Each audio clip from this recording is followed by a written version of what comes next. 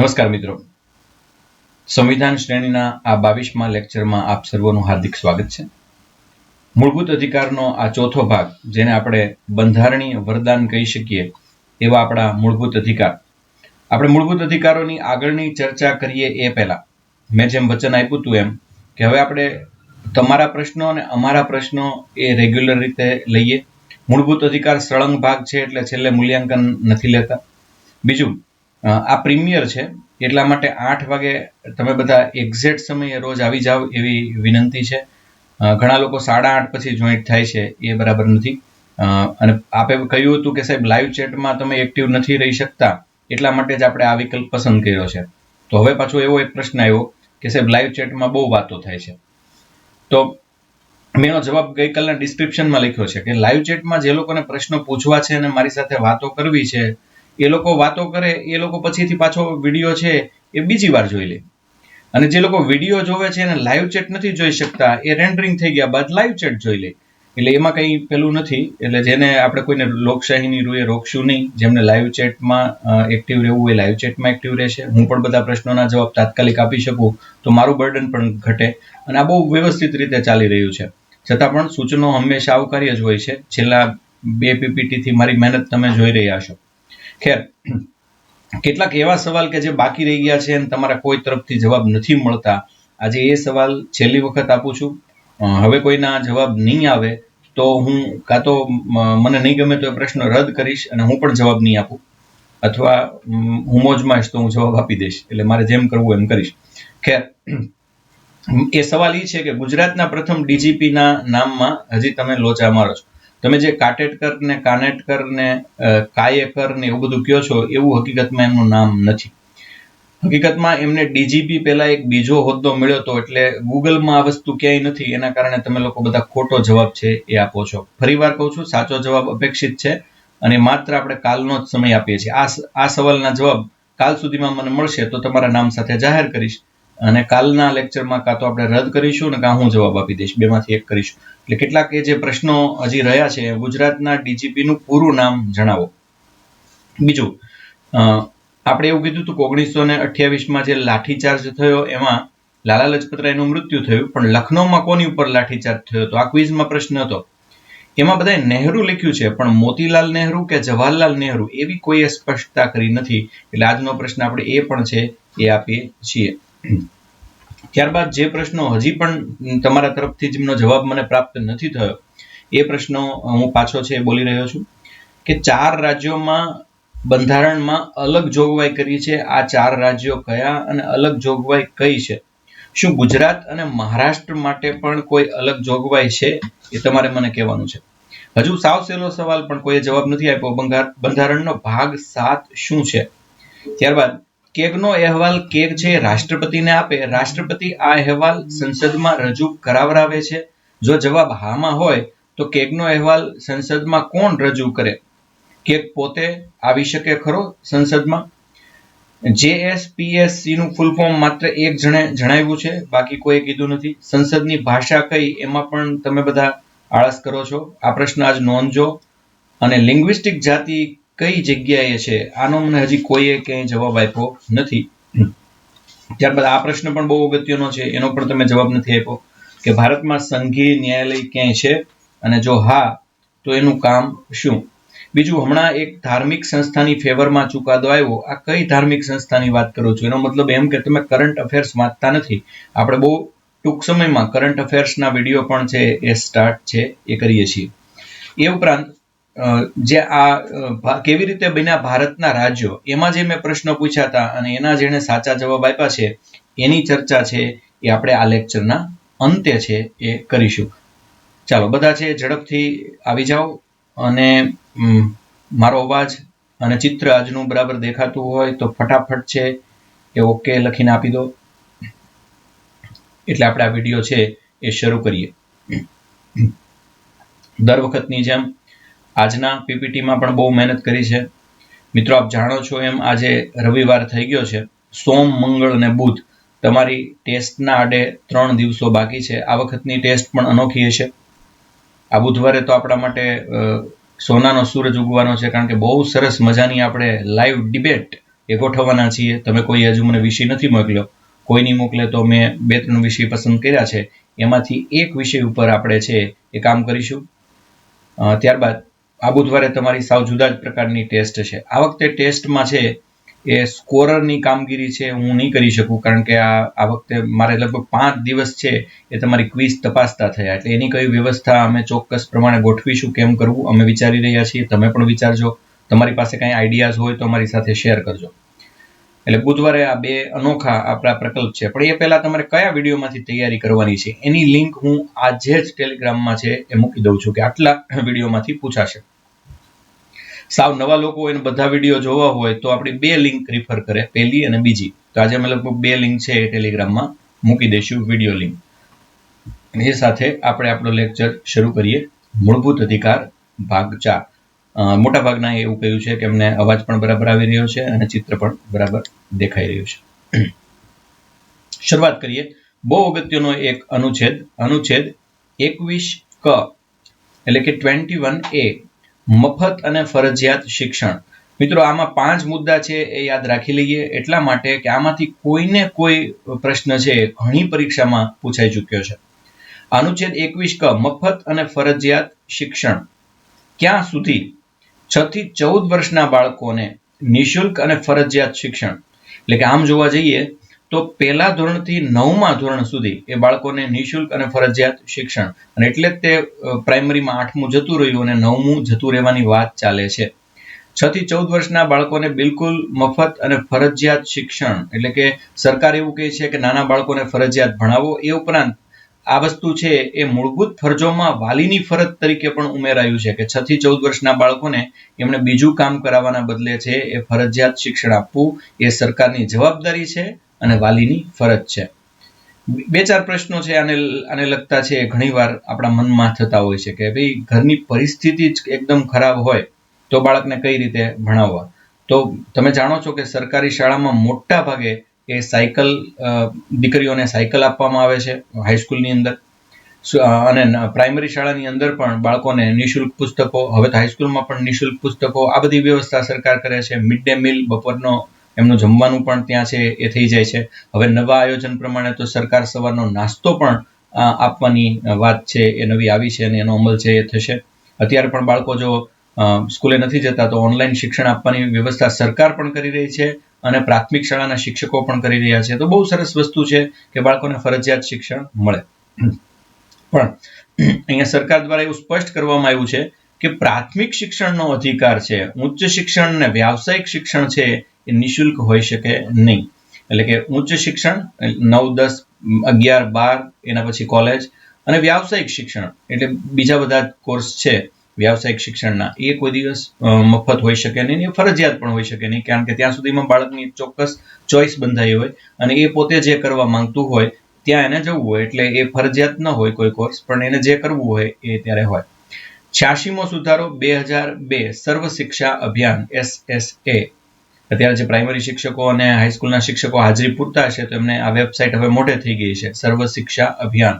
તો 86મો સુધારો 2002, જેને આપણે RTI અધિનિયમ છે એ કહીએ છીએ, એ 2010માં એનો અમલ છે એ 1 એપ્રિલ 2010 થી છે એ આપણે RTI નો અમલ છે એ થયો.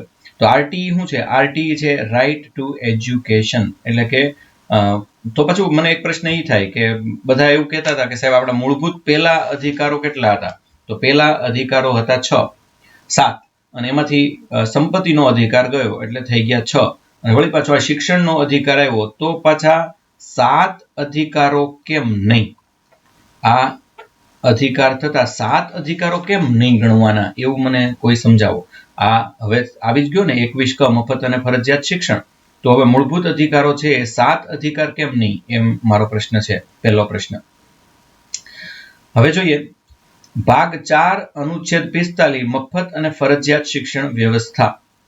હવે ભાગ 4 તમે બધા જાણો છો, એમાં અનુચ્છેદ 45 એ પણ તમે બધા જાણો છો. ભાગ 4 શું છે તો બધાને તમને ખબર છે, રાજ્યનીતિના માર્ગદર્શક સિદ્ધાંતો.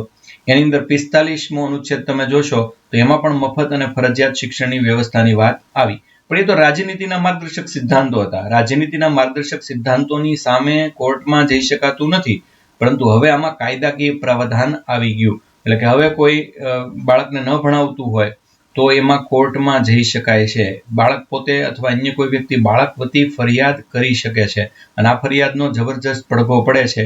મેં તમને વાત કરી હતી કોમેડી સર્કસની, તો એમાં સલોની છે એના વતી ફરિયાદ કરવામાં આવી તો તરત જ એ સિરિયલમાંથી સલોનીને છે બાકાત કરવામાં આવી અને સિરિયલના મેકર્સે માફી પણ માંગી. તો ટૂંકમાં કહેવાનો અર્થ છે કે હવે કાયદાકીય પ્રાવધાન આવ્યું. શું કામ? તો કે પહેલા ભાગ 4માં હતું રાજનીતિના માર્ગદર્શક સિદ્ધાંતોમાં, પણ હવે આ ભાગ 3માં છે અને એટલે મૂળભૂત અધિકારોમાં ગણાય, એટલે એને કાયદાકીય પ્રાવધાન મળ્યું છે. ચોથો મુદ્દો 45 એટલે કે નિર્દેશક સિદ્ધાંતોને બદલે 51 ક સ્વરૂપે, એટલે કે હવે માત્ર એ રાજનીતિના માર્ગદર્શક સિદ્ધાંતોમાં આ વાત નથી, પણ ફરજ સ્વરૂપે પણ છે અને મૂળભૂત હક સ્વરૂપે પણ છે. મેં હમણાં જ કહ્યું કે બાળકનો હક છે, પિતાની જવાબદારી છે અને સરકારની પણ જવાબદારી છે. તો પોતાના બાળકને શિક્ષણ આપવાની ફરજ પ્રત્યેકની છે. સરકાર બધે નહીં પહોંચી શકે. હજી પણ કેટલાક બાળકો છે એ ખૂબ ગરીબ પરિસ્થિતિ હોય તો કોલસી વીણવા જતા રહે છે અને એમના વાલીનું કહેવું એવું હોય છે કે ભાઈ એ થોડું કમાય તો ઘરને છે એ થોડો ઘણો ફાયદો થાય. આના ઘણા બધા ઉપાયો હોઈ શકે, આમાં ઘણી બધી દલીલો હોઈ શકે, આપણે બધાની ચર્ચા કરવી નથી. પણ પોતાના બાળકને શિક્ષણ અપાવવાની ફરજ છે એ પ્રત્યેકની છે, જેમ સરકારની છે. પણ સરકાર એટલે શું? સરકાર એટલે તમારા દ્વારા મૂકવામાં આવેલા કેટલાક લોકો જે તમારા પર અનુશાસન કરે છે, પણ છેવટે એ તો તમે જ મોકલ્યા છે. તમે પોતે પાછા એના આયોજન સાથે સહમત ને સુસંગત નહીં થાવ તો કોઈ વસ્તુ શક્ય બનવાની નથી. 1993માં સર્વોચ્ચ ન્યાયાલયે આ વસ્તુનો ઉલ્લેખ કરતા એવું કહ્યું કે 21માં અંતર્ગત જીવન જીવવાનો અધિકાર, એટલે 21મો અંતર્ગત એવું કહે છે કે માણસને જીવન જીવવાનો અધિકાર છે, તો પછી માણસને શિક્ષણનો પણ અધિકાર છે. કારણ કે શિક્ષણ જ તો એવી વસ્તુ છે કે જે માણસને યોગ્ય જીવન જીવવાનો યોગ્ય આધાર પૂરો પાડે છે. તો આ 5 વસ્તુ આપણે યાદ રાખીએ: મફત અને ફરજિયાત શિક્ષણ. 6 થી 14 વર્ષના બાળકો માટે આ નિયમ આવ્યો, પણ એ વ્યાવસાયિક શિક્ષણને લાગુ પડતો નથી. 86મો સુધારો 2002, આરટીઈ અધિનિયમ 2010, 1 એપ્રિલ 2010 થી અમલમાં. ભાગ 4માં પહેલા અનુચ્છેદ 45માં હતું, પરંતુ હવે કાયદાકીય પ્રાવધાન છે અને 45ના નિર્દેશક સિદ્ધાંતોને બદલે હવે પછી સિદ્ધાંતોમાં છે એ ફેરફાર છે થયો છે. અને 1993માં સર્વોચ્ચ ન્યાયાલયે એવું કીધું કે જેને જીવન જીવવાનો હક છે તો પછી એને શિક્ષણનો પણ હક છે. આ શિક્ષણના અધિકાર વિશે થોડી ડિટેલમાં ચર્ચા છે એ કરીએ. મૂળભૂત અધિકાર, મૂળભૂત ફરજ અને રાજ્યનીતિના માર્ગદર્શક સિદ્ધાંતો અહીંયા ત્રણેય તમારી સમક્ષ છે એ મૂકવામાં આવ્યા છે. Right against exploitation, right to freedom of religion, આ બાજુ તમારી મૂળભૂત ફરજો જે તમારા મોબાઈલના વોલપેપરમાં હોવી જોઈએ. રાજ્યનીતિના માર્ગદર્શક સિદ્ધાંતો પણ યાદ રાખવા જેવા છે, કારણ કે એ આપણા રાજ્યને સુરાજ્ય અને કલ્યાણકારી રાજ્ય બનાવે છે. અચ્છા, એ આના પછીની આપણો ટોપિક રાજ્યનીતિના માર્ગદર્શક સિદ્ધાંતો જ છે, પણ અત્યારે આપણે મૂળભૂત અધિકાર ચોથા ભાગ ઉપર કોન્સન્ટ્રેટ કરીએ, જ્યાં અનુચ્છેદ આવે છે 21A, અને એ હમણાં જ જોયો તમે. 6 થી 14 વર્ષના બાળકોને નિઃશુલ્ક અને ફરજિયાત શિક્ષણ આપવાનો અધિકાર વર્ષ 2002માં કલમ 2 અનુસાર 86માં સુધારા તરીકે છે એ દાખલ છે થયો. અમલ છે એ ક્યારે થયો એની પણ હમણાં આપણે ચર્ચા છે કરી. 51K એટલે 51Aમાં 6 થી 14 વર્ષના બાળકને માતા પિતા અથવા વાલીએ શિક્ષણની તકો પૂરી પાડવી એ તમારી મૂળભૂત ફરજમાં છે એ ઉમેરાયું છે. જોકે આપણા બંધારણની એક વિટંબણા છે. હું તમને અત્યારે એક પ્રશ્ન પૂછી રહ્યો છું, એનો તમે મને જવાબ આપો. તમે તમારો મૂળભૂત અધિકાર ગુમાવો છો તો કોર્ટમાં જાઓ છો અને સરકારને કહો છો કે મને ગમે એમ કરીને મૂળભૂત અધિકાર આપો, એના માટે તમે રીટ લઈ આવો છો. હવે મારો પ્રશ્ન એ છે કે તમે તમારી મૂળભૂત ફરજ નથી બજાવતા તો સરકાર તમને કોર્ટમાં ઢસડી જઈ શકે ખરી? બહુ નિરાતે જવાબ આપવાનો છે, હા નાથી નહીં પતે ભાઈ. તમે તમારી મૂળભૂત ફરજ એ નથી નિભાવતા તો કોર્ટ તમને બોલાવે ખરી, એટલે સરકાર તમને કોર્ટમાં ઢસડી જાય ખરી. ઢસડી જાય શબ્દ તો આમ જ વાપરું છું, પણ હવે પ્રશ્ન એ છે કે હા પણ જવાબ નથી અને ના પણ જવાબ નથી, એટલે હા કે ના નહીં કહેતા. તો સાહેબ કેવી રીતે જવાબ આપીએ? એ બસ એ જ વિચારવાનું કહું છું.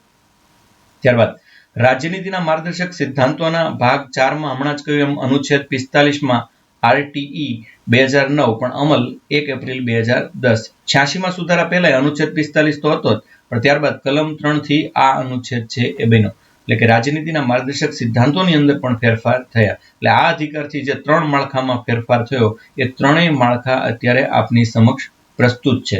એટલે કે બાળકનો મૂળભૂત અધિકાર છે, સરકાર અને વાલીની મૂળભૂત ફરજ છે, અને દરેક રાજ્ય નીતિના માર્ગદર્શક સિદ્ધાંતો પ્રમાણે રાજ્ય ચાલે તો એમને બાળકોને શિક્ષણ આપવાનું છે. આ સ્લાઇડમાં જેટલા આંકડા છે મિત્રો, એ ગમે તેમ કરીને યાદ રાખો, કારણ કે આમાંથી એક પ્રશ્ન છે એ કોઈને કોઈ રીતે છે એ પૂછાતો હોય છે. હવે અનુચ્છેદ 22, કેટલાક પ્રસંગોમાં ધરપકડ ને અટકાયત સામે રક્ષણ. કેટલાક પ્રસંગો, એ કેટલાક શબ્દને ધ્યાનમાં લેવાનો છે. અનુચ્છેદ 22 એવું કહે છે કે અમુક પ્રસંગોમાં ધરપકડ ને અટકાયત સામે છે એ તમને છે એ પૂર્ણપણે રક્ષણ મળે છે. હવે એ કયા છે અનુચ્છેદ અને કઈ રીતે તમને રક્ષણ મળે છે એની આપણે ચર્ચા કરીએ. તો પહેલા તો બે પ્રકાર છે. એક તો દંડ કે સજાને લગતી ધરપકડ અને બીજી છે ચેતવણી સ્વરૂપે ધરપકડ. તો ધરપકડના ફરીવાર પ્રકાર જોઈએ. દંડ કે સજાને લગતી ધરપકડ ને ચેતવણી સ્વરૂપે છે એ ધરપકડ છે એ થતી હોય છે. હવે એનો પહેલો ભાગ ને બીજો ભાગ જોઈ, પછી સંસદના કેટલાક કાયદા જોઈ અને પછી નવા નિયમો જોઈ. તો પહેલો ભાગ એવું કહે છે, અનુચ્છેદ 22 નો પહેલો ભાગ એવું કહે છે કે વ્યક્તિના કેટલાક અધિકારો છે ધરપકડ અંગેના. પેલું, વ્યક્તિને ધરપકડ અંગેનું કારણ જણાવવું જ પડે. કોઈને તમે એમ ન કહી શકો પોલીસ હો તો થપાટ મારીને કે હજી તાર ધરપકડનું કારણ પણ જાણવું છે. તો કેમ, કારણ તો જાણવું જ હોય ને, અને ધરપકડનું કારણ જણાવવું જ પડે. પેલો વ્યક્તિ ન સાંભળતો હોય તો, એવો કોઈકે પ્રશ્ન પૂછ્યો તો મને, બહેરો હોય તો લખીને જણાવવાનું. કેમ કે પણ એને વાંચતા ન આવડતું હોય તો ઈશારાથી જણાવવાનું. પણ એની ધરપકડ થાય છે એનું કારણ, જો કે પોલીસ આવે એની પાસે કાગળ હોય, હથકડી હોય, એ પહેરાવાની ટ્રાય કરે અને લઈ જવાની ટ્રાય કરે તો સામેવાળા વ્યક્તિને ન સમજાય કે મારી ધરપકડ થઈ રહી છે. પણ છતાં ધરપકડનું કારણ છે એ જણાવવું પડે ઈશારાથી કે કોઈ પણ બાબતથી કે કોઈ પણ પેલાની મદદથી. ત્યારબાદ વકીલ સાથે વાત કરવાનો અધિકાર. પ્રથમ ભાગમાં કહ્યું છે કે વકીલ સાથે એને વાત કરવા દેવી જ પડે. અચ્છા, એનો કોઈ વકીલ નથી પણ એને એના સંબંધી સાથે વાત કરવી છે, તો એને એના સંબંધી સાથે વાત કરવા દેવી પડે ને એના માટે તમારો મોબાઈલ પણ એને આપવો પડે.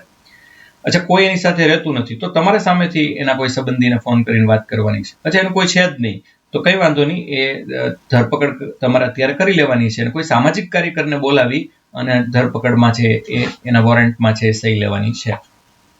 નંબર 3, મેજિસ્ટ્રેટ સમક્ષ 24 કલાકમાં એને હાજર કરવો જ પડે. અને જો આવું ન થાય, જો કે આમાં 24 કલાકની અંદર યાત્રાનો સમય છે બાદ કરવામાં આવે છે, દૂર બારગામથી લાવે તો યાત્રાનો સમય બાદ થાય, બાકી તો એને જેલમાંથી પછી મેજિસ્ટ્રેટ સમક્ષ 24 કલાકમાં હાજર કરવો જ પડે.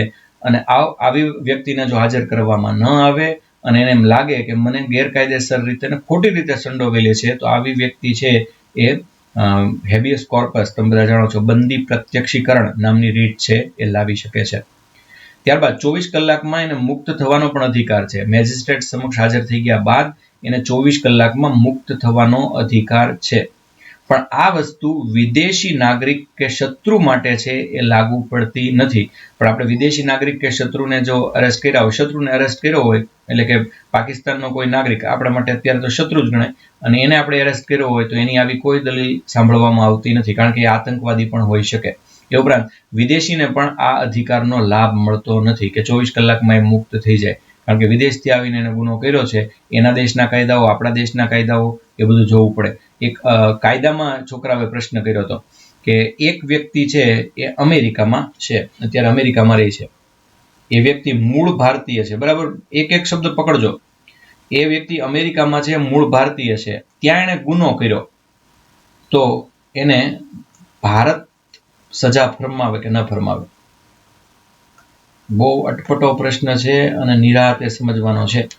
એક મૂળ ભારતીય વ્યક્તિ અમેરિકામાં છે, ત્યાં એને ગુનો કર્યો તો એને ભારતની સજા છે, ભારતની સજા મળે, એટલે કે ભારતની કોર્ટ એને સજા ફરમાવે. એમાં ઘણી બધી શરતો છે, મને ખબર છે, પણ એ બધી શરતો સાથે મારી સાથે ચાલો એ વાત તમે કરો, અને એ તમારું આજનું ત્રીજું હોમવર્ક છે. ત્યારબાદ આપણે બીજો ભાગ લઈએ, ધરપકડ અને અટકાયત સામે રક્ષણ, એમાં બીજો ભાગ. તો નાગરિક અને વિદેશી બંને માટે છે એ આમ જોઈએ તો કેટલીક બાબતમાં સમાનતા છે. એટલે કે સલાહકાર બોર્ડની અનુમતિ વગર કસ્ટડી 3 મહિનાથી વધુ નથી હોતી. જે કોઈ વ્યક્તિ હોય એની કસ્ટડી ક્યારેય 3 મહિના કરતા વધુ હોય નહીં, એ નાગરિક હોય તો પણ ભલે અને વિદેશી હોય તો પણ ભલે. સલાહકાર બોર્ડ જો અનુમતિ આપે તો જ તે છે એ 3 મહિનાથી વધુ કસ્ટડી મળે, અન્યથા કોઈ પણ સંજોગોમાં 3 મહિનાથી વધારે કસ્ટડી થતી નથી. ત્યારબાદ આ બોર્ડમાં કોણ હોય? બોર્ડની અનુમતિ તો બરાબર, પણ બોર્ડમાં ઉચ્ચ ન્યાયાલયના ન્યાયાધીશો હોય. મોટા ભાગે આ બોર્ડની અંદર જે સમિતિ હોય એ તો કાયદાકીય સમિતિ જોવાની, એટલે ઉચ્ચ ન્યાયાલયના ન્યાયાધીશ એમાં બેઠા હોય. એમાં અટકનું કારણ દર્શાવવું સિવાય કે સાર્વજનિક હિત. આવી રીતે 3 મહિનાની અંદર 3 મહિનાથી વધુ કસ્ટડી અથવા 3 મહિનાની કસ્ટડી શેના કારણે? તો અટકનું કારણ દર્શાવવું જ પડે. હા, સાર્વજનિક હિતનો પ્રશ્ન હોય તો અટકનું કારણ દર્શાવવું જરૂરી નથી. પણ આ સાર્વજનિક હિતનો પ્રશ્ન એટલે મોટા ભાગે આતંકીની વાત છે, અન્ય પણ વાત હોઈ શકે, કોઈ ખાસ રોગ, કોઈ ખાસ ચેપ, આ બધી બાબત હોય તો. ત્યારબાદ અટક કરેલ વ્યક્તિ બચાવ કરી શકે. એ તો સંસદની અંદરથી માંડીને બધે નિયમ છે કે વ્યક્તિને પોતાનો બચાવ કરવાની છૂટ તો લોકશાહીમાં હોય જ, અને વ્યક્તિ પોતે પોતાનો બચાવ કરી શકશે, પોતે પોતાની વાત રજૂ કરી શકશે. હા, વાત રજૂ કરવાની રીત કેવી હોવી જોઈએ એ અંગે છે ચોક્કસ પ્રમાણે નિયમ હોઈ શકે. વ્યક્તિ અદાલતમાં પોતાની વાત કરે એને અદાલત અવમાનના કે તિરસ્કાર ગણતી નથી, પણ એની રજૂઆતની રીત ખરાબ હોય તો ચોક્કસપણે અદાલત છે એ અવમાનના ગણી શકે છે. અને આપ જાણો છો કે એમાં 6 માસ સુધીની સજા છે એ થઈ શકે, તે તમે ભણી ગયા છો.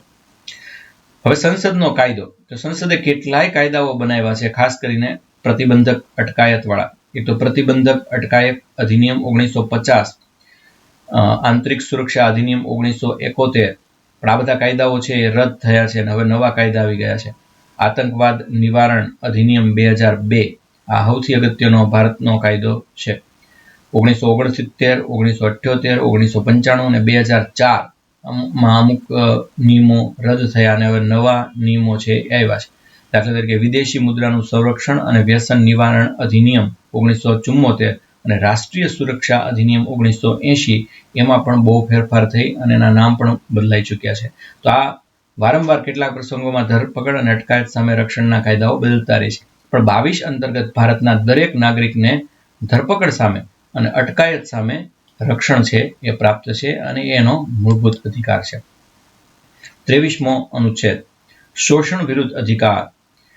અનુચ્છેદ 23 અને અનુચ્છેદ 24. એમાં પહેલા ચર્ચા કરીએ અનુચ્છેદ 23ની, મનુષ્ય વેપાર તથા બળજબરીપૂર્વક મજૂરી પર પ્રતિબંધ. મનુષ્ય વેપાર એટલે શું? કોઈ પણ વ્યક્તિને, કોઈ પણ પુરુષને, કોઈ પણ સ્ત્રીને કે કોઈ પણ બાળકને એનો વેપાર થઈ શકતો નથી, એ વેચી શકાતા નથી કે ખરીદી શકાતા નથી.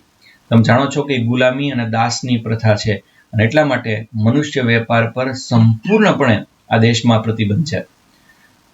અને મનુષ્ય વેપાર ઉપરાંત બળજબરીપૂર્વકની મજૂરી પર પ્રતિબંધ છે. બળજબરીપૂર્વક આ દેશમાં કોઈને કોઈ મજૂરી કામ કરાવી શકાતું નથી, પૈસા આપીને પણ નહીં.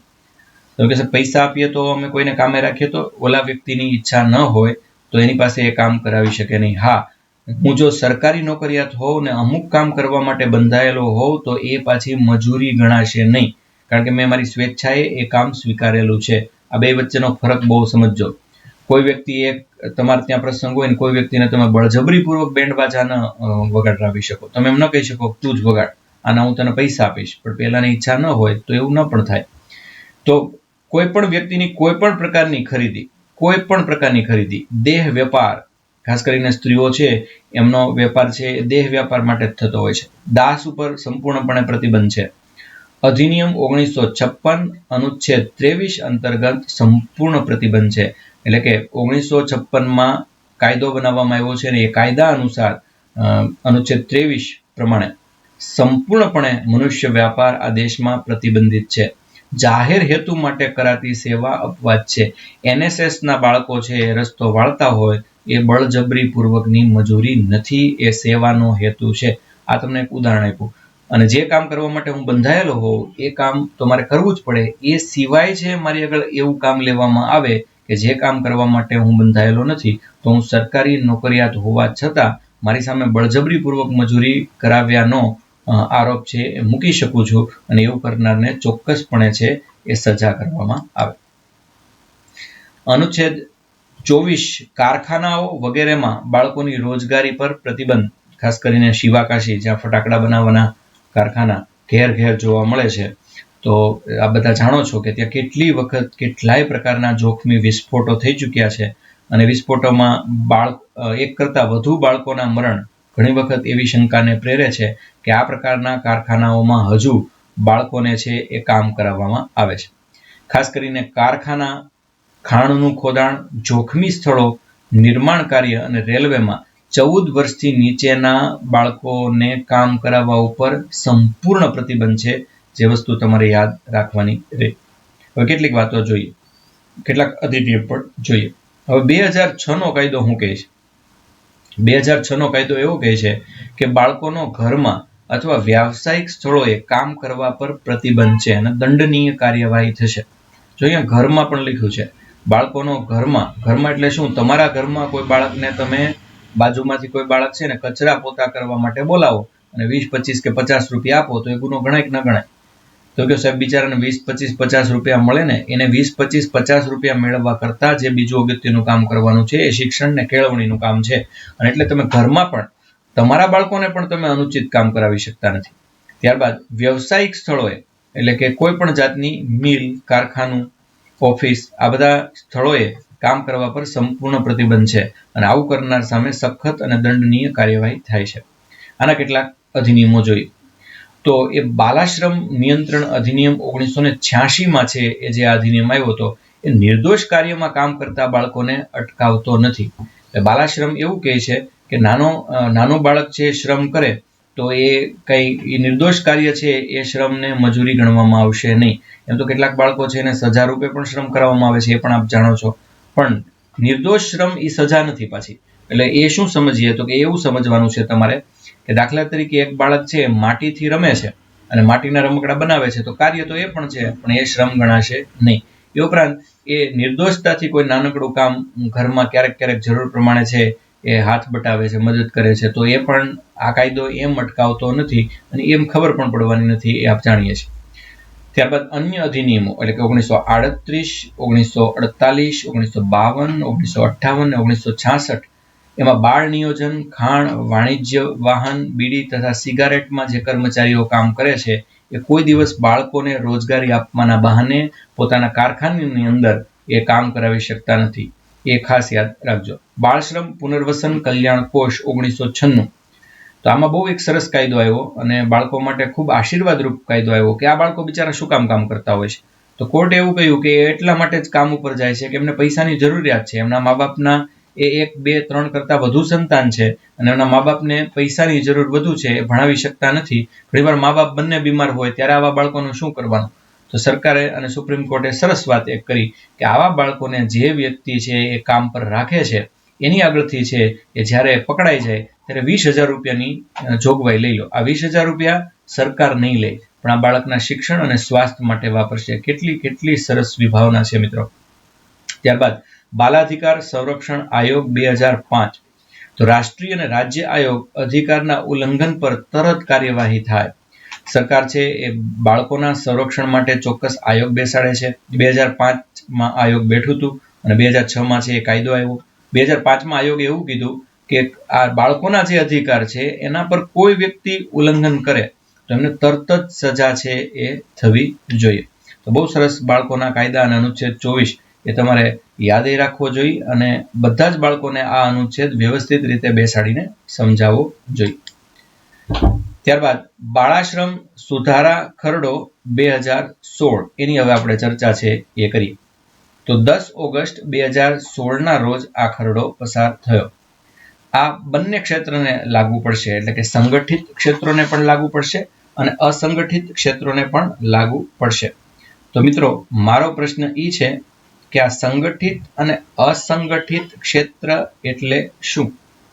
એના મને ઉદાહરણ છે તમારે આપવાના છે કે સંગઠિત ક્ષેત્ર કોને કહેવાય અને અસંગઠિત ક્ષેત્ર કોને કહેવાય. હમણાં જ છે કે બાળશ્રમ આયોગ દ્વારા એક સપાટો બોલી ગયો અને 5 બાળકોને છોડાવ્યા અને જે કારખાનામાં હતા એમને એ કારખાનાવાળાને ખૂબ મોટી સજા છે એ કરાવડાવી. આમ તો 135 છોકરાઓ છે એ બાળ મજૂરી છે એ કરતા હતા. એમાંથી છે 5ને તો તાત્કાલિક છોડાવ્યા કારણ કે એમની ઉંમર ખૂબ નાની હતી. એટલે આ આયોગ છે ઘણીવાર આવા કડક પગલાં છે એ લેતું હોય છે. 14 થી ઓછા પ્રતિબંધિત એટલે 14 વર્ષથી ઓછા બાળકો છે એને કોઈ પણ જાતના વ્યવસાય તથા ઉદ્યોગમાં એ આ નાની ઉંમરના બાળકો પાસે તમે કામ કરાવી શકો નહીં. અને આવું કામ કરાવો તો તમારે સજા કેવી થાય? તો કે સજા 6 મહિનાથી હમણાં જ વધારીને 2 વર્ષ અને દંડ 20,000 થી વધારીને 50,000 કરવામાં આવ્યો છે.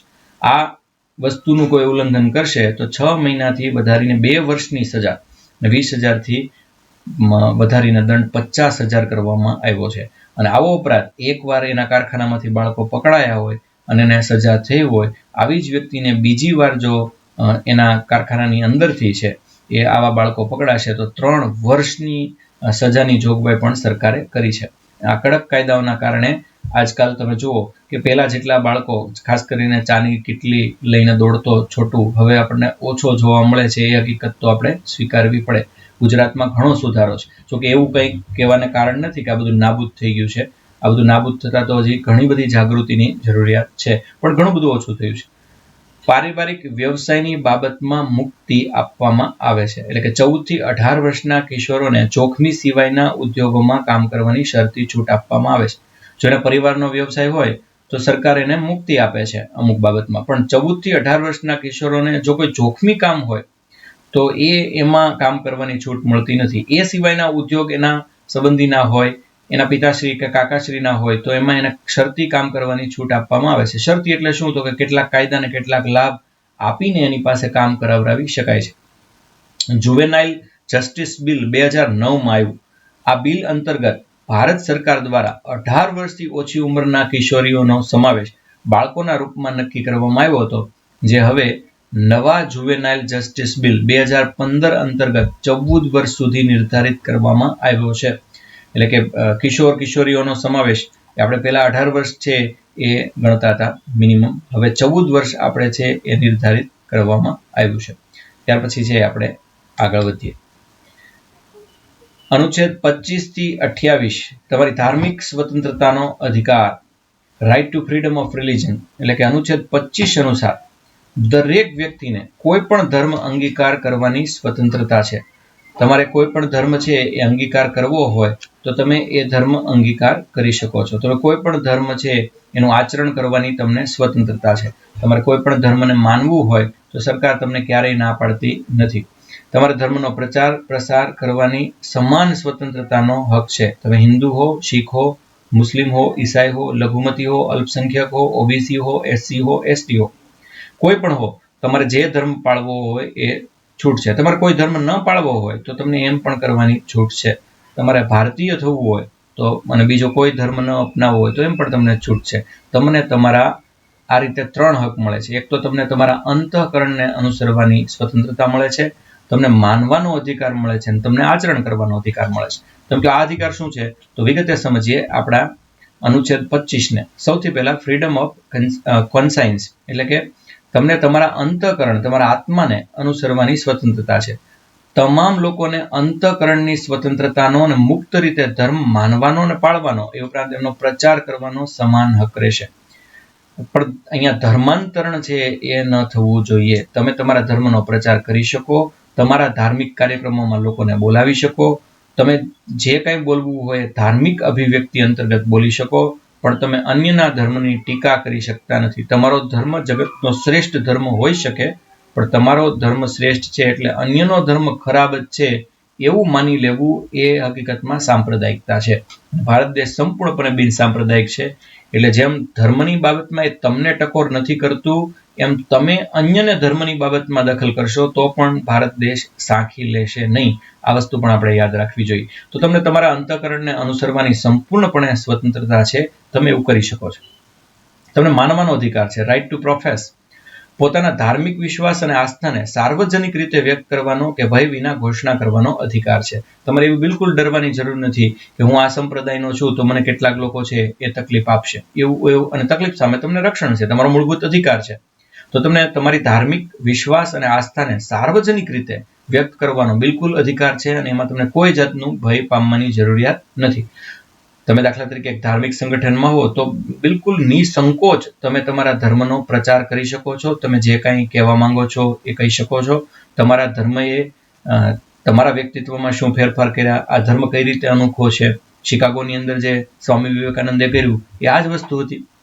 પેગમ્બર સાહેબે જે વસ્તુ કરી એ માનવાનો અધિકાર જ છે એ હતો. ગૌતમ બુદ્ધે જે કહ્યું એ માનવાનો અધિકાર જ હતો. આચરણ કરવાનો પણ અધિકાર છે, રાઇટ ટુ પ્રેક્ટિસ. તમે ધાર્મિક પૂજા કરી શકો. આ પૂજાની અંદર તમે 15-20 જણાને બોલાવી શકો. અત્યારે કોરોના કાળ છે, ધ્યાન રાખજો. તમે કેટલીક પરંપરાઓને માની શકો, વર્ષોથી ચાલી આવતી. આ પરંપરા છે એ ગેરકાયદેસર ન હોવી જોઈએ. જોકે ધાર્મિક પરંપરાઓ છે એ ઘણીવાર ગેરકાયદેસર હોય તો પણ સરકાર છે છૂટછાટ આપતી હોય છે. હમણાં તમારે એક વિષય છે આવશે કે ગેરકાયદેસર હોવાતા ધાર્મિક પરંપરા હોવાના કારણે શીખોને ચોક્કસ છૂટ આપવામાં આવી છે. તમને ખ્યાલ જ છે, હું બોલ્યો એટલે તરત જ હમણાં લાઈવ ચેટમાં છે આવવા મળશે એક હથિયારનું નામ. તો ધાર્મિક પૂજા, પરંપરા, સમારોહ કરવાનો અને પોતાની આસ્થા અને વિચારોને પ્રદર્શિત કરવાની તમને આ ત્રણેય પ્રકારની સ્વતંત્રતા રહેશે. એટલે કે તમે તમારા અંતઃકરણને અનુસરી શકો છો, તમારે જે માનવું હોય તે માની શકો છો, અને તમારે આ ધર્મનું આચરણ કરવું હોય તો તમે બિલકુલ છે એ ધર્મનું આચરણ છે એ કરી શકશો. ત્યારબાદ છે એ તમને પ્રચાર પ્રસારનો અધિકાર છે. તમારા ધર્મનો રાઇટ ટુ પ્રોપેગેટ કહેવાય. તો એ તમે તમારા ધર્મનો પ્રચાર અને પ્રસાર કરી શકો છો. આમાં શેનો સમાવેશ કરવામાં આવ્યો છે? તો કે પોતાની ધાર્મિક આસ્થાને અન્ય સમક્ષ પ્રચાર પ્રસાર કરવાનો અથવા પોતાના ધર્મના સિદ્ધાંતોને પ્રગટ કરવાનો અધિકાર છે. પણ તમારે આવું કરીને કોઈ વ્યક્તિને પરાણે તમારા ધર્મમાં ઢસડી જવાનો કે ધર્માંતરણ કરાવવાનો અધિકાર નથી. તમે કહો અમે ન કહીએ અને એ વ્યક્તિ ધર્મ અંગીકાર કરે તો ભોળા વ્યક્તિને તમારો ધર્મ જ શ્રેષ્ઠ છે એવું સમજાવીને પછી એની ઈચ્છાથી ધર્મમાં લાવવા એ પણ એક પ્રકારનું ધર્માંતરણ છે.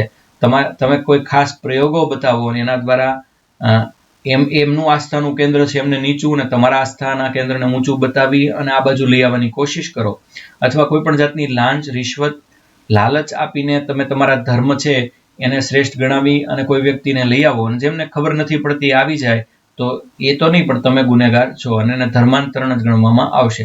ભલે એ ત્યારે એવું લાગતું હોય કે એ રાજી ખુશીથી આવ્યો છે. આ અધિકાર દરેક વ્યક્તિઓ, નાગરિકોને વિદેશી માટે પણ ઉપલબ્ધ છે. એટલે કે વિદેશી લોકો પણ અહીંયા આવીને પોતાના ધર્મનો પ્રચાર પ્રસાર કરી શકે છે, પણ ધર્માંતરણ કરી શકતા નથી. ધર્માંતરણ કાયદેસરનો ગુનો છે. તેમ છતાં હવે અહીંયા જુઓ, તેમ છતાં રાજ્યને કોઈ પણ આર્થિક, નાણાકીય, રાજકીય કે અન્ય બિનસાંપ્રદાયિક પ્રવૃત્તિ કે જે નિયંત્રિત અને મર્યાદિત કરવાનો હક છે. છતાં પણ રાજ્યને એવું લાગે કે કોઈ ચોક્કસ સંસ્થા છે એ ધર્માંતરણ કરી રહી છે, તો આ અંગે રાજ્ય છે આર્થિક, નાણાકીય, રાજકીય કે અન્ય બિનસાંપ્રદાયિક પ્રવૃત્તિને નિયંત્રિત કે મર્યાદિત કરી શકે છે, એવો એને હક છે. પ્રચાર પ્રસારને પણ, અથવા એવું ઘણીવાર લાગે કે ભાઈ એ તો કંઈ નથી કરતો, માત્ર પ્રચાર પ્રસાર કરે છે, છતાં એ પ્રચાર પ્રસારને પણ જો કંઈ આર્થિક તકલીફ, નાણાકીય તકલીફ કે રાજકીય તકલીફ હોય તો સરકાર છે નિયંત્રિત કરી શકે છે. અનુચ્છેદ 25માં 2 વ્યાખ્યાઓનો આપણે સમાવેશ છે એ કરીએ. એક તો શીખ ધર્મના લોકોને કિરપાણ ધારણ કરવાનો અને તેને લઈને ફરવાનો અધિકાર છે. તમે લોકો તરત જ કહેશો કે સાહેબ આ તો હથિયાર છે અને આપણા દેશમાં તો હથિયાર લઈને ફરવાની મનાઈ છે. પણ હવે શીખોને તમે બધા જાણો છો કે એનો 5 કનો નિયમ છે. એ 5 ક, કેશ, કંગી, કડા, કિરપાણ અને કચ્છા. તો આ 5 વસ્તુ છે એ ધારણ કરે જ છે અને એમનો અધિકાર છે અને એ કોઈ છીનવી શકતું નથી. અલ્પસંખ્યકમાં શીખ, જૈન અને બૌદ્ધ ધર્મ પણ સમાવેશ છે. અલ્પસંખ્યક કે લઘુમતી એટલે આપણે હંમેશા મુસ્લિમ સમજીએ છીએ, પણ એમાં શીખ, જૈન અને બૌદ્ધ ધર્મ પણ સમાવેશ છે, એ પણ તમને ખ્યાલ હોવો જોઈએ. ત્યાર પછી આગળનો અનુચ્છેદ આપણે છે એ લઈએ. અનુચ્છેદ 26, ધાર્મિક બાબતોનો વહીવટ કરવાનું સ્વાતંત્ર્ય, એટલે કે freedom two manage religious affairs.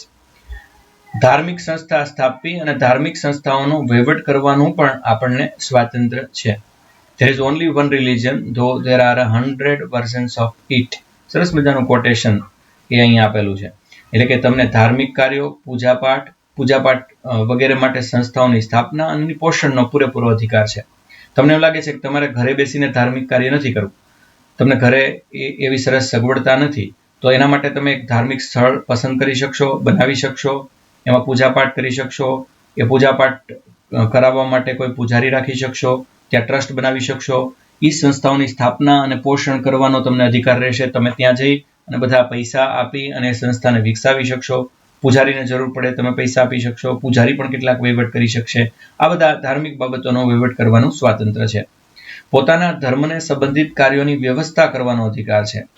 દાખલા તરીકે તમારા ઘેર કથા છે, તો આ કથાને તમે તમારો ધર્મ માનો છો, તો તમે બધી વ્યવસ્થા કરો છો. તમે કાગળ છે એ કાપો છો, એની અંદર છે એ પ્રસાદ આપો છો. ટૂંકમાં આ તો મેં જનરલ વાત કરી, પણ કોઈ પણ ધર્મ સંબંધિત કામ તમારા ઘરે થતું હોય તો એની વ્યવસ્થા કરવાનો તમને અધિકાર છે. જંગમ અને સ્થાવર સંપત્તિનું એકત્રીકરણ અને રક્ષણ કરવાનો અધિકાર છે. એટલે કે મંદિર છે એની અંદર રહેલા પથ્થરો, એની અંદર રહેલી પ્રભુની મૂર્તિ, એને ચડાવવામાં આવેલા ઘરેણા કે મસ્જિદમાં આ બધી વસ્તુઓ, આમ જંગમ અને સ્થાવર સંપત્તિનું એકત્રીકરણ અને રક્ષણ કરવાનો અધિકાર તમને છે. અચ્છા, જંગમ અને સ્થાવર મિલકત આમ તો ખબર જ હશે, તમે આઈપીસી ભણો જ છો, પણ છતાં જંગમ અને સ્થાવર સંપત્તિ એટલે શું હોય તો તમે અત્યારે મને લાઈવ ચેટમાં પણ જણાવી શકશો કે જંગમ અને સ્થાવર સંપત્તિ એટલે શું. આમ તો સ્થાવરમાં એના અર્થની અંદર જ આવી જાય છે જંગમ અને સ્થાવર. એમાં તમને બધાને ખ્યાલ છે, એક ખસેડી શકાય એવી છે ને એક ન ખસેડી શકાય એવી છે. કઈ જંગમ ને કઈ સ્થાવર એટલું કહી દો એટલે આપણે આપણું આગળનું કામ શરૂ કરીએ.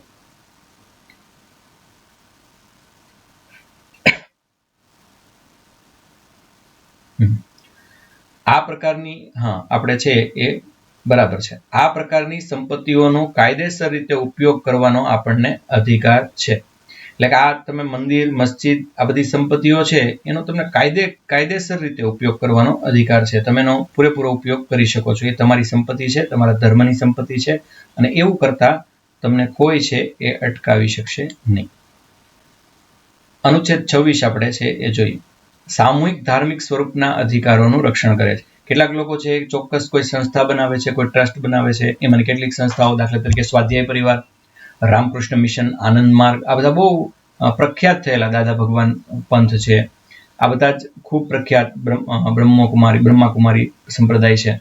તો આ બધા સામૂહિક ધાર્મિક સ્વરૂપના અધિકારોનું રક્ષણ કરે છે. એટલે સર્વોચ્ચ અદાલતે ચુકાદો આપ્યો કે ધાર્મિક સંપ્રદાયોને 3 શરત પૂરી કરવી પડશે તો એમને આ પ્રકારના અધિકાર મળશે. એક તો આ એવા વ્યક્તિઓનો સમૂહ હોવો જોઈએ કે જેમની માન્યતાઓ તેમના મતે તેમની આધ્યાત્મિક ઉન્નતિ માટે મદદરૂપ થઈ શકે છે. આ પંથ એવો હોવો જોઈએ કે જે એમને આધ્યાત્મિક ઉન્નતિ તરફ લઈ જાય. જો એવું ન થતું હોય, કોઈ એક ચોક્કસ સંપ્રદાયની અંદર, કોઈ એક ચોક્કસ ધર્મ સ્વરૂપની સંસ્થા કે સંગઠનની અંદર તમારું શોષણ થવા લાગે, તમારી આધ્યાત્મિક ઉન્નતિને બદલે તમારું પતન થવા માંડે, તો એ ધાર્મિક સ્વરૂપની સંસ્થા ગણાશે નહીં. તો એવી સંસ્થા સામે કાર્યવાહી થઈ શકે? બિલકુલ થઈ શકે નહીં. થઈ છે, પણ આપણા દેશમાં ધાર્મિક બાબતે બોલવામાં એટલી બધી કાળજી લેવી પડે કે હું એ કેસની વાત પણ તમને અત્યારે કરતો નથી.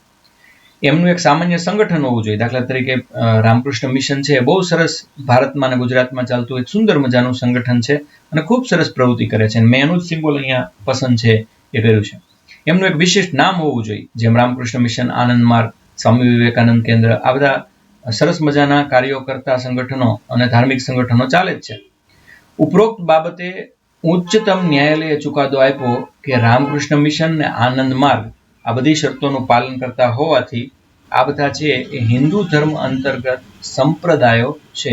અને આવા સંપ્રદાયોને પણ 3 શરત હોય તો સામૂહિક ધાર્મિક સ્વરૂપના અધિકારોનું રક્ષણ છે એ આપણી સરકારે આપેલું છે. ત્યાર પછી આગળ જોઈએ. એક છે એ રામકૃષ્ણ મિશનનું મંદિર છે અને એક આનંદ માર્ગ, જેની હમણાં આપણે ચર્ચા કરી. તમારી જમણી બાજુ છે એ આનંદ માર્ગનું મંદિર છે અને તમારી ડાબી બાજુ છે એ રામકૃષ્ણ મિશનનું મંદિર છે. અનુચ્છેદ 27 એવું કહે છે કે ચોક્કસ ધર્મની અભિવૃદ્ધિ માટે ખર્ચ ચૂકવણીનું સ્વાતંત્ર્ય છે.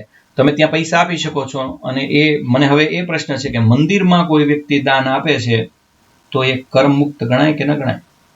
ધાર્મિક સંસ્થાઓ અને મંદિરમાં અપાયેલું દાન એ બાદ મળે કે ન મળે? બધા મંદિરમાં બાદ મળે કે ન મળે એવો એ પ્રશ્ન આમ તો મારે કરવો જોઈએ. પણ ખેર, આ કરમુક્ત ગણાય કે નહીં? અને એટલે કેટલાક કરદાતાઓ છે છેલ્લી ઘડીએ માર્ચ એપ્રિલમાં એમ લાગે કે હવે દાન કરવું પડશે ત્યારે દાન કરતા હોય છે. એટલે એ કરમુક્ત ગણાય છે કે કેમ, એ આપણો લગભગ 6થો પ્રશ્ન આજનો છે. તો freedom as two payment of taxes four promotion of any particular religion. તમને જે ધર્મમાં તમે માનતા હો એના માટે તમે ખર્ચ કરી શકો છો, નિયમિત રીતે એને કર ભરી શકો છો. અને પણ ઓ માય ગોડમાં જેમ પરેશ રાવલ બતાવે છે એવો કોઈ કેસ કરી શકતા નથી. અથવા એવો કેસ કરશો તો ઓ માય ગોડ ફિલ્મમાં જેવો ચુકાદો આવે છે એવો જ ચુકાદો આવશે એવી કોઈ અપેક્ષા રાખતા નહીં. કારણ કે આ તો શ્રદ્ધાની બાબત છે. તમને ન ગમતું હોય તો તમારે ન જ કરવું જોઈએ, તમને ગમતું હોય તો તમારે કરવું જોઈએ. અહીંયા ભારત દેશ તમને કોઈ દિશા નિર્દેશ નથી કરતું. અનુચ્છેદ 27 અનુસાર કોઈ વ્યક્તિને કોઈ વિશિષ્ટ ધર્મ કે ધાર્મિક સંપ્રદાયની અભિવૃદ્ધિ કે પ્રચાર પ્રસારમાં વ્યય થતા ધનને કર માટે બાધ્ય રહેશે નહીં. આ લીટી હું એટલા માટે નથી સમજાવતો કે આ લીટી મેં તમને હોમવર્કમાં આપી છે, પણ છતાં એટલું સમજાવું કે કોઈ પણ વિશેષ ધર્મ ધાર્મિક સંપ્રદાયની અભિવૃદ્ધિના પ્રચાર પ્રસાર માટે તમે ધન છે એ વાપરી શકો છો. બીજા શબ્દોમાં કહીએ તો સરકારે કરના રૂપે એકત્રિત કરેલ ધનને કોઈ વિશિષ્ટ ધાર્મિક ઉત્થાન માટે કે રખરખાવ માટેનો ઉપયોગ કરી શકશે નહીં. આ વ્યવસ્થા રાજ્યને એક ધર્મને અન્ય કોઈ ધર્મની સરખામણીમાં તરફેણ કરવાથી રોકે છે. હવે બીજા શબ્દોમાં આપણે કહીએ તો સરકારે કરના રૂપે એકત્રિત કરેલ ધનને, એટલે સરકાર આપણી પાસેથી ટેક્સ લે છે, આ ટેક્સ સરકાર છે એ કોઈ પણ ધાર્મિક સ્થાનના ઉત્થાન માટે કે એના મેન્ટેનન્સ માટે સરકાર ક્યારેય વાપરી શકતી નથી. એટલે કોઈ સરકાર છે મંદિરમાં કે મસ્જિદમાં એ રીતે નાણાં આપી શકતી નથી. એવું કરવાથી એવું સ્પષ્ટ થાય છે કે સરકાર એક ધર્મની તરફેણ કરે છે અને બીજા ધર્મની એની સરખામણીએ ઉપેક્ષા કરે છે. માટે સરકાર કરમાંથી ક્યારેય આવું કરી શકતી નથી. આ ઉપરાંત તીર્થયાત્રીઓથી કરની ઉઘરાણી કરી શકાય છે, જેથી યાત્રીઓને અમુક વિશેષ સુવિધાઓ અને સુરક્ષા પૂરી પાડી શકાય. એ પાછી અલગ વસ્તુ થઈ. એટલે કે તમે દાખલા તરીકે કોઈ તીર્થયાત્રા માટેનો જે કર લાદવામાં આવે છે એ મંદિરનો કર નથી, પણ મંદિરની બહાર રહેલી સુખાકારીનો કર છે. આ બરાબર સમજો બે વચ્ચે. અને એને તમે ધાર્મિક બાબત સાથે સાંકળી શકો નહીં. એટલે એ કર આખી અલગ વસ્તુ થઈ. એ તો યાત્રીઓની સુવિધા, અને એમાં યાત્રી માનો કે મસ્જિદ છે અને છતાં હિન્દુ આવે છે, એમાં તો એવું ગણવામાં આવતું નથી. એ યાત્રીઓની સુવિધા માટે છે. મંદિર હોય અને કોઈ મુસ્લિમ આવે તો એ પણ એવી રીતે ગણવામાં આવતું નથી. એટલે બહારનો ખર્ચ છે એ મંદિરની અંદરના ખર્ચની અલગ આખી વસ્તુ છે, અને એટલે બેને સાંકળવામાં આવતા નથી. આવી જ રીતે ધાર્મિક કાર્યક્રમો અને તેમના ખર્ચ ઉપર નિયમિત રીતે કર લાદી શકાય છે. એટલે કે કોઈ ધાર્મિક કાર્યક્રમ કરે અને એમાં છે ખર્ચ કરે તો એના ઉપર કર લાદી શકાય છે. આ નિયમ મને વ્યવસ્થિત સમજાવો. કયા ધાર્મિક કાર્યક્રમમાં કર હોય છે અને શા માટે લાદવામાં આવે? આપણને ધાર્મિક કાર્યક્રમનો તો અધિકાર છે. એટલે આ લીટી શું કહેવા માંગે છે એ બરાબર નિરાતે સમજો અને પછી મને સમજાવો. તો એ આ હતો આપણો 27મો ચોક્કસ ધર્મની અભિવૃદ્ધિ માટે ખર્ચ ચૂકવણીનું સ્વાતંત્ર્ય. હવે જોઈએ અનુચ્છેદ 28. ચોક્કસ શૈક્ષણિક સંસ્થાઓમાં ધાર્મિક શિક્ષણ ઉપાસનામાં હાજરી અંગેનું સ્વાતંત્ર્ય. Freedom as to attendance at religious instruction of religious worship in certain education institutions. તો હવે આ શું છે એ પણ આપણે જોઈએ.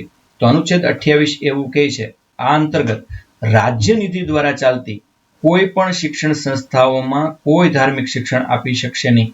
એટલે કે રાજ્ય જેને કોઈ પણ જાતની સહાય કરતી હોય એવી કોઈ પણ સંસ્થાની અંદર ધાર્મિક શિક્ષણ આપી શકાશે નહીં.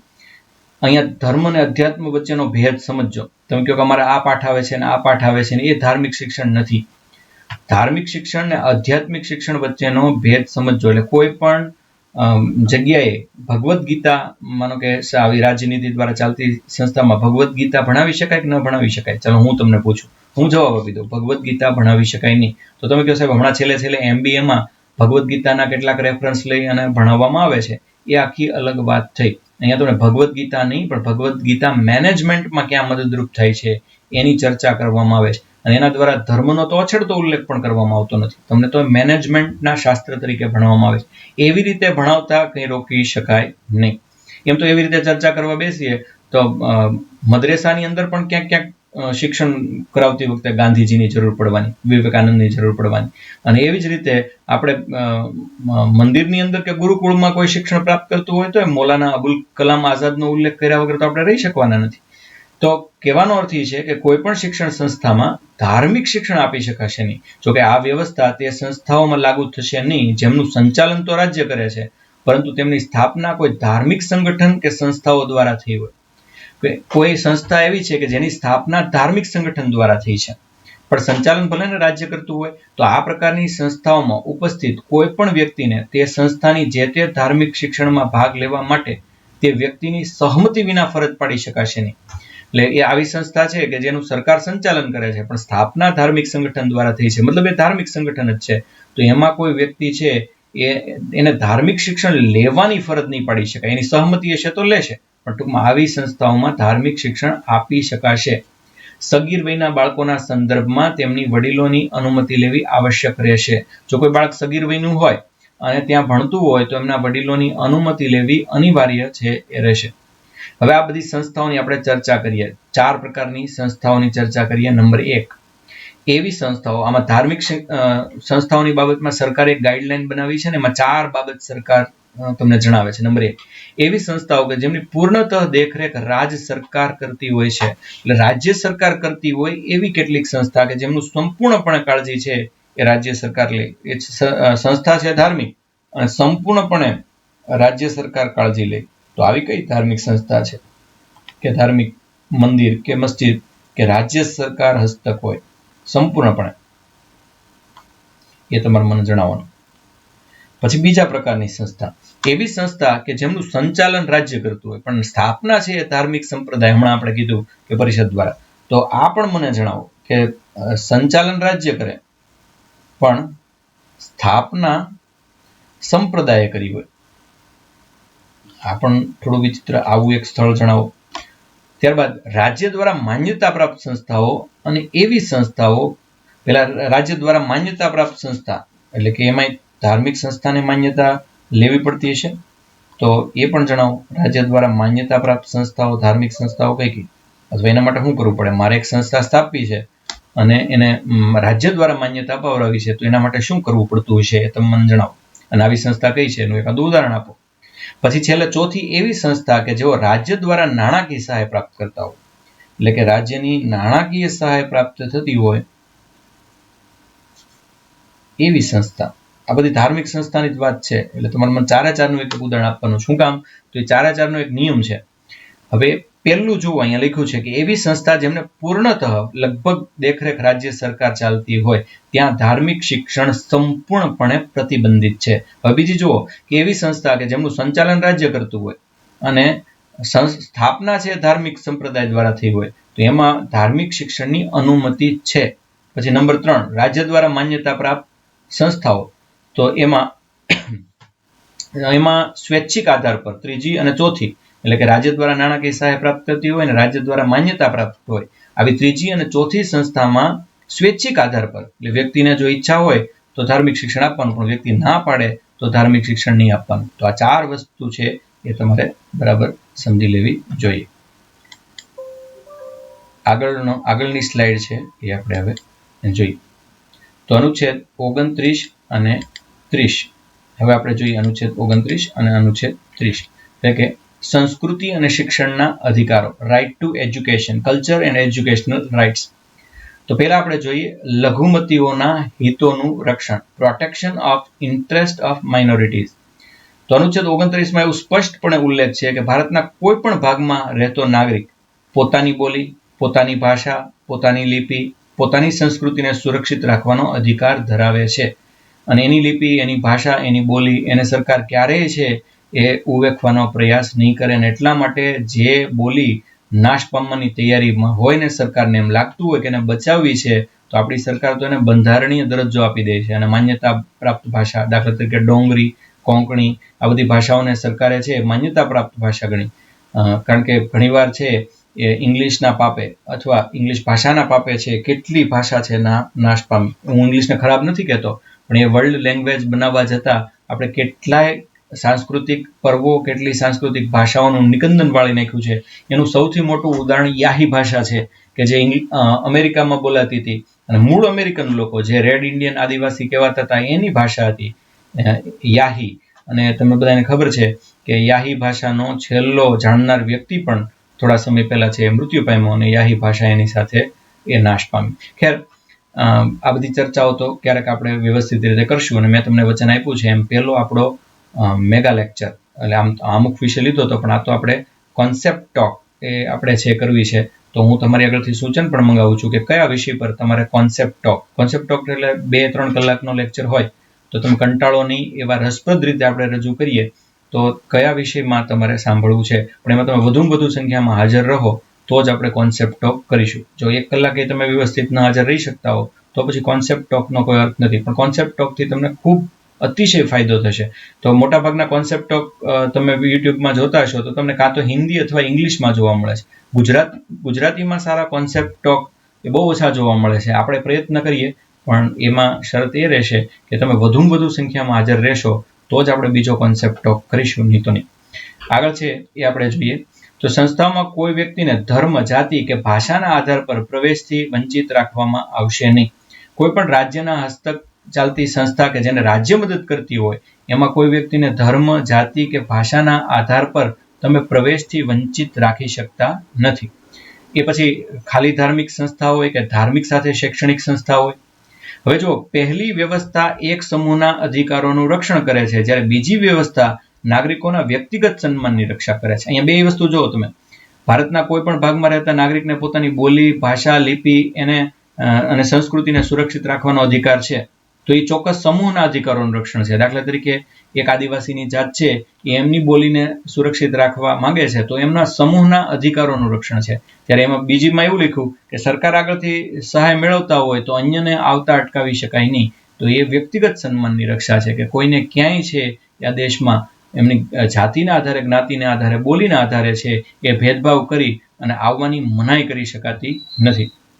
ભલે તે કોઈ પણ સમુદાયથી સંબંધિત હોય, એટલે કે હિન્દુની હોય, મુસ્લિમની હોય, પણ સરકારી સહાય છે લેતી હોય અને સરકાર એમની વ્યવસ્થા કરતી હોય તો કોઈને એમાં એન્ટર થતા અટકાવી શકાતા નથી. અનુચ્છેદ 29 ધાર્મિક અને ભાષાકીય રીતે અલ્પસંખ્યકોને સુરક્ષા પ્રદાન કરે છે. બરાબર સમજો.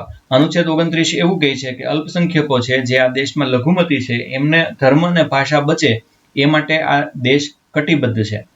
પરંતુ અનુચ્છેદની વ્યવસ્થા દરેક સમુદાય, ધર્મ કે ભાષાથી સંબંધિત લોકોને ચોક્કસ અધિકાર પૂરા પાડે જ છે અને એ બાબતે કોઈ પણ જાતનો વિવાદ છે એ ચલાવી લેવામાં આવતો નથી. તો તમને તમારી સંસ્કૃતિ અને તમારા શિક્ષણને જારી રાખવાનો પૂરેપૂરો અધિકાર છે. ત્યાર પછી અનુચ્છેદ 29 ને 30 મુજબ અલ્પસંખ્યક, માઇનોરિટી કોને માનવામાં આવે છે અથવા અલ્પસંખ્યક વર્ગના નિર્ધારણની કસોટી શું છે? તો આ માઇનોરિટી શબ્દ, અલ્પસંખ્યક શબ્દ જ તે આજકાલ છે એ ચર્ચાસ્પદ બન્યો છે. અને એ માઇનોરિટીમાં કોઈને સ્થાપિત કરવા માટેની કસોટી શું? ફક્ત એટલી જ કે એની સંખ્યા ઓછી છે કે એમનું પછાતપણું? તો આ સંબંધમાં આપ બધા જાણો છો TMA ફાઉન્ડેશન એક NGO છે તથા PA ઈમાનદાર એક વ્યક્તિ છે.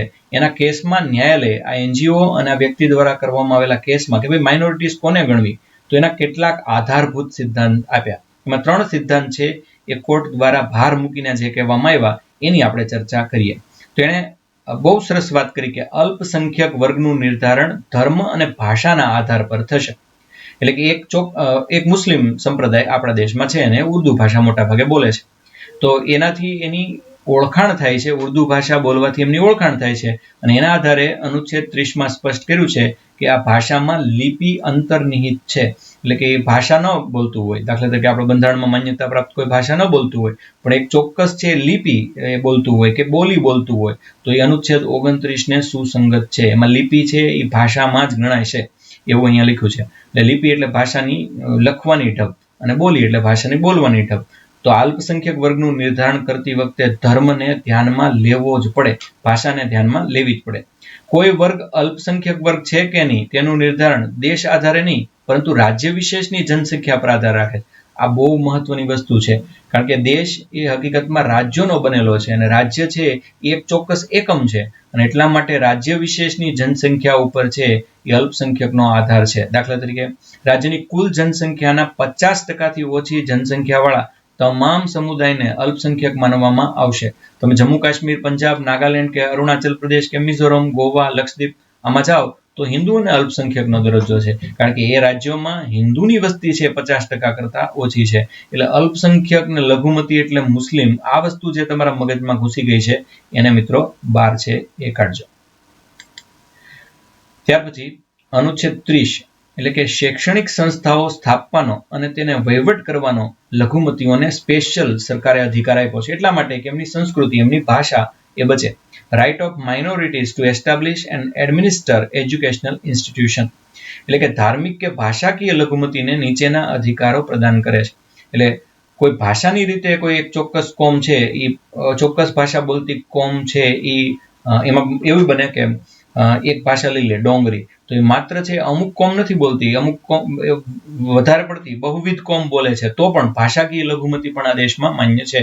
ધાર્મિક લઘુમતી તો છે જ, દાખલા તરીકે મુસ્લિમને આપણે મોટા ભાગે ધાર્મિક લઘુમતીમાં ગણીએ છીએ તો એવી કેટલીક લઘુમતી પણ હશે કે જે ભાષાકીય લઘુમતી છે એ કહેવાય. તો મિત્રો, મારો પ્રશ્ન એ છે કે એક ભાષાકીય લઘુમતીનું નામ તમે જણાવી શકશો ખરા? તો મને એક ભાષાકીય લઘુમતીનું નામ જણાવો. નંબર 1, બધા જ અલ્પસંખ્યકોને પોતાની ઈચ્છા મુજબની શિક્ષણ સંસ્થાઓની સ્થાપના અને પ્રશાસનનો અધિકાર રહેશે. આ દેશમાં કોઈ પણ અલ્પસંખ્યક છે, એ ધાર્મિક છે કે ભાષાકીય છે, એમને પોતાની ઈચ્છા મુજબ શિક્ષણ સંસ્થાઓ સ્થાપવાનો પૂર્ણપણે છે એ અધિકાર રહેશે. રાજ્ય આર્થિક સહાયની બાબતમાં અલ્પસંખ્યકો દ્વારા સંચાલિત સંસ્થાઓ સાથે ભેદભાવ કરશે નહીં. એટલે કે જ્યારે અલ્પસંખ્યકો છે એમની સંસ્થાઓ છે એ તો સરકાર માન્ય સંસ્થાઓ જ ગણાય, કારણ કે એમને સરકારે જ કહ્યું છે ને ત્યારે જ એમણે એમની સંસ્થા સ્થાપી છે. આથી એમને ધાર્મિક સંસ્થા ગણીને એમની સાથે ભેદભાવ કરવામાં આવશે નહીં. એટલે કે મુસ્લિમ સંપ્રદાયે લઘુમતીની શાળા જો ખોલી હોય તો સરકાર એમને સહાય કરવા માટે બંધાયેલી છે. જોકે અલ્પસંખ્યક શબ્દ બંધારણમાં કોઈ પણ જગ્યાએ પારિભાષિત કરવામાં આવ્યો નથી. અનુચ્છેદ 30 અંતર્ગત ઉલ્લેખિત અધિકાર અલ્પસંખ્યકોને પોતાના બાળકોને પોતાની ભાષામાં શિક્ષણ આપવાનો અધિકાર છે. અનુચ્છેદ 30માં એવું લખ્યું છે કે આ પ્રકારના કોઈ વ્યક્તિઓ હોય તો એમના બાળકોને પોતાની ભાષામાં શિક્ષણ આપવાનો અધિકાર છે. તો આપણે બહુ સરસ કાયદો આવ્યો જ ને કે ગુજરાતી હોય ગુજરાતી અને અન્ય રાજ્યોએ એમની માતૃભાષામાં ધોરણ 6 સુધી બાળકોને ભણાવવા જોઈએ નવી શિક્ષણ નીતિ પ્રમાણે. અલ્પસંખ્યક શિક્ષણ સંસ્થાઓ 3 પ્રકારની હોય. એક તો રાજ્યની આર્થિક સહાયતા અને માન્યતા પ્રાપ્ત કરે. એક એવી સંસ્થાઓ કે જેને રાજ્યની માન્યતા પ્રાપ્ત કરી છે પરંતુ એમને કોઈ સહાય મળતી નથી, એટલે આર્થિક સહાય મળતી નથી. અને એવી સંસ્થા કે જે રાજ્યની માન્યતા પણ નથી લેતી અને રાજ્યની સહાય પણ નથી લેતી. તો એમાં પહેલા અને બીજા પ્રકારની જે સંસ્થા છે, એટલે કે જે એ સંસ્થા છે કે જેને આર્થિક સહાયતા અને માન્યતા બંને પ્રાપ્ત કરેલ છે, અને બીજી છે એ રાજ્યની માન્યતા ભલે પ્રાપ્ત નથી કરી પણ રાજ્ય એમને સહાય કરે છે. તો આ પહેલા અને બીજા પ્રકારની સંસ્થામાં રાજ્યને આધીન શિક્ષણ આપવું પડે, રાજ્યને આધીન માન્યતા પ્રાપ્ત સ્ટાફ રાખવો પડે, રાજ્ય કે એ જ અભ્યાસક્રમ સિલેબસ રાખવો પડે, શૈક્ષણિક માનક, વ્યવસ્થાપન, સાફ સફાઈ વ્યવસ્થા એ બધું જ રાજ્ય કે એ પ્રમાણે કરવું પડે. ત્રીજા પ્રકારની સંસ્થાઓમાં પ્રશાસનિક મામલે સ્વતંત્ર રહેશે. એટલે ત્રીજા પ્રકારની સંસ્થા તો રાજ્યની માન્યતા સહાય કાંઈ નથી લેતી, તો એમને જે રીતે એમની સંસ્થાનું અનુશાસન કરવું હોય એમને સ્વતંત્રતા છે, પરંતુ સંસ્થાને લગતા કાયદાઓ, કરાર આધારિત શ્રમ, કાનૂની આર્થિક વિનિમય આ બધું તો રાજ્યને આધીન જ રહેશે. એટલે દાખલા તરીકે એક સંસ્થા એવી છે કે જે રાજ્ય આગળથી માન્યતા કે કશું લેતી નથી, તો એ સંસ્થામાં પોતાના કાયદા ત્યાં સુધી ચલાવી શકાય કે જ્યાં સુધી એ દેશના કાયદા માટે છે એ અંતરાયરૂપ ન હોય. આ બધા જાણો છો. અનુચ્છેદ 31 ને ભાગ 3 માંથી દૂર કરી હાલમાં એક અનુચ્છેદ 300A બંધારણના ભાગ 12 માં ઉમેરવામાં આવ્યો છે. આની ચર્ચા આપણે થઈ ગઈ છે, એટલે આ હું શેની વાત કરું છું? ભાગ 31 ને ભાગ 3 માંથી દૂર કરી હાલમાં એક અલગ અનુચ્છેદ 300A એ બંધારણના ભાગ 12 માં ઉમેરો. આ છેલ્લી લીટી 300A અને ભાગ 12 માં ઉમેરાયો. એ તમે જો ભણતા હો તો તમને ખ્યાલ હોય, આપણે 2 દિવસ પહેલા ચર્ચા કરી. આ શેની વાત છે? આ આપણા કયા અધિકારની વાત છે? તો મિત્રો, આ હતો તમારો આજનો લેક્ચર કે જેમાં આપણે અનુચ્છેદ 30 સુધી છે એ ભણ્યા. આવતીકાલે આપણે મૂળભૂત અધિકારનો એક છેલ્લો લેક્ચર છે લેશું, અને આવતીકાલના લેક્ચર પછી અથવા આવતીકાલે સમય રહે, લાંબો લેક્ચર ન થાય તો આપણે આના સવાલ જવાબ એટલે કે મૂલ્યાંકન પણ છે એ આપણે લેવાના છીએ. એ ઉપરાંત જે કેવી રીતે બન્યા આપણા રાજ્યો, એમાં જે પ્રશ્નો તમારા દ્વારા અને મારા દ્વારા પૂછાયા હતા અને એમાં તમે જે કોઈ સાચા જવાબ આપ્યા હોય એની છેલ્લે આપણે છે એ નોંધ લઈએ એટલે આપણે ફ્રેશ થઈ જઈએ. તો એક મારો સવાલ એવો હતો કે સરદાર વલ્લભભાઈ પટેલે ખોલેલ મંત્રાલયનું નામ શું હતું? તો એમાં એ મંત્રાલયનું નામ હતું ક્યારે? સરદાર વલ્લભભાઈ પટેલે જ્યારે ભારતના રજવાડા એ ભેગા કરવાતા ત્યારે જે મંત્રાલય ખોલ્યું એનું નામ શું હતું? એ પટેલ સ્કીમ કહેવાતું હતું અને રજવાડા મંત્રાલય હતું. સરસ માહિતી છે ભાઈ રાજ આહિર ભમ્મરે આપી છે કે સૌરાષ્ટ્રના 222 રજવાડા છે એ હતા. 366 કુલ ગુજરાતના હતા અને એમાં 222 એ ગુજરાતના હતા. મનીષ બ્રહ્મભટ્ટ, સંદીપ ભુવા અને મયુર ભાટિયાએ સાચો જવાબ આપ્યો છે રજવાડા મંત્રાલય.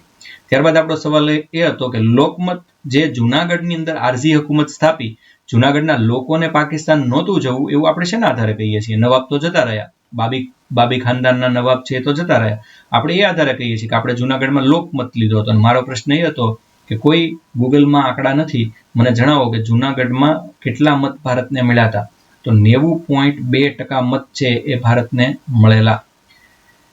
ત્યારબાદ મને RN વસરાજીએ ક્વિઝ વખતે પ્રશ્ન પૂછ્યો હતો કે ભાઈ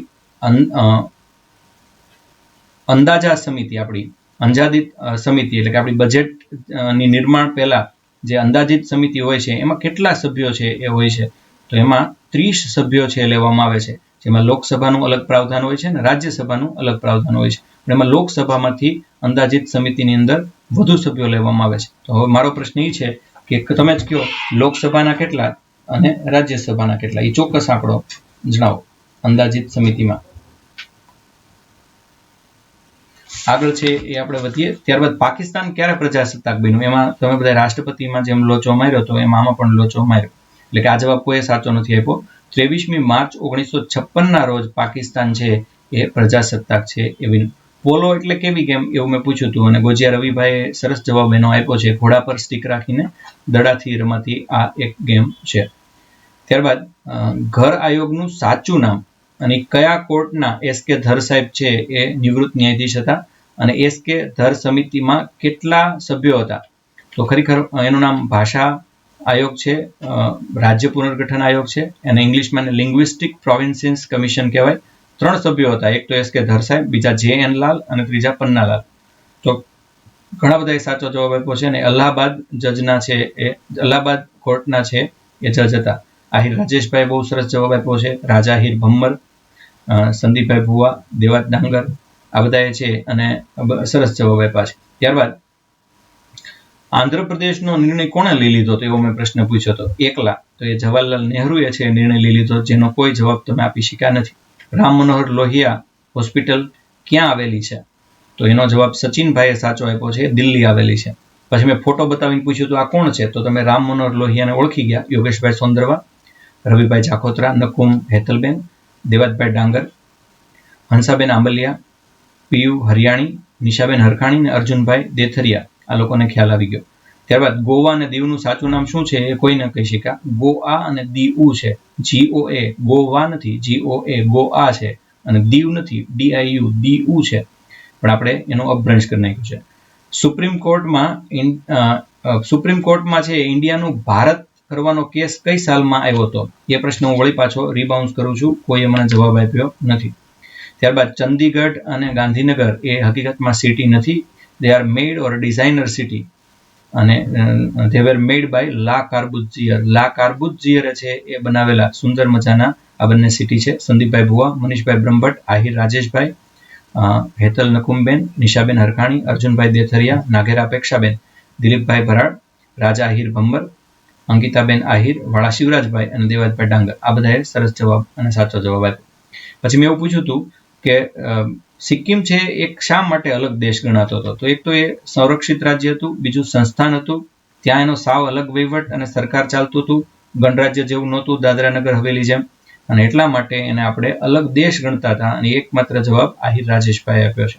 કયા વંશનું ત્યાં રજવાડું હતું? તો ત્યાં ચોગ્યાલ વંશનું રજવાડું હતું, અને એ જવાબ મનીષભાઈ બ્રહ્મભટ્ટે સાચો આપ્યો. કયું નામ બદલાયું જે લિસ્ટમાં નહોતું? તો એમાં તમે કોઈએ જવાબ ન આપ્યો. મને બહુ આશ્ચર્ય થયું કે પશ્ચિમ બંગાળનું નામ હવે એ આપણે બદલી નાખ્યું છે અને એકને બદલે 3 નામ રાખ્યા છે.